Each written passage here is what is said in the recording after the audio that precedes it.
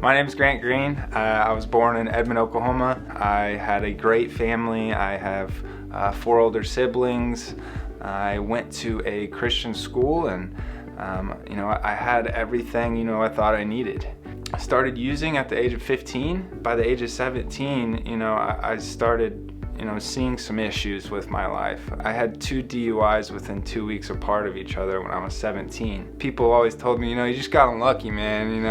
It wasn't really, you don't have a problem, it was just bad luck. But internally, I knew something was wrong because when I started drinking, I couldn't put it down. By the time I was 25, I got my 4th DUI, and that was the first time anyone stopped to say, hey, there might be an issue here. My dad sat me down and had a nice little intervention at Cracker Barrel, of all places. And I sit down about to get my food, and this lady comes up and puts a pamphlet in my face. And right away, I knew what was coming. I just shoved it right back at her. I said, no thanks. They were trying to send me to treatment. They were, send me to rehab. And I went out to treatment at Clay Crossing. I ended up doing 90 days out there, and I'll never forget, around 45 days sober is when everything started to clear out of my system, and I started to feel the presence of God again. It felt good to have God back in my life, and I decided, okay, let's see what I can do with this. About to get out of treatment, and my dad gives me a call.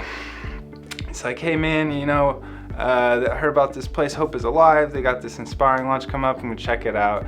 Calls me back the next day. It's like, hey, you need to go here. And so I said yes. I came to Hope is Alive and moved into HQ. That brotherhood that I'd experienced in treatment and starting to be able to open up and talk to people again, I felt that same thing right in Hope is Alive. About the first 6 months, I started working the program. I started seeing what these spiritual principles were doing in my life. At Hope is Alive, we dive into process addictions, and that's where I would see the most growth come in my life.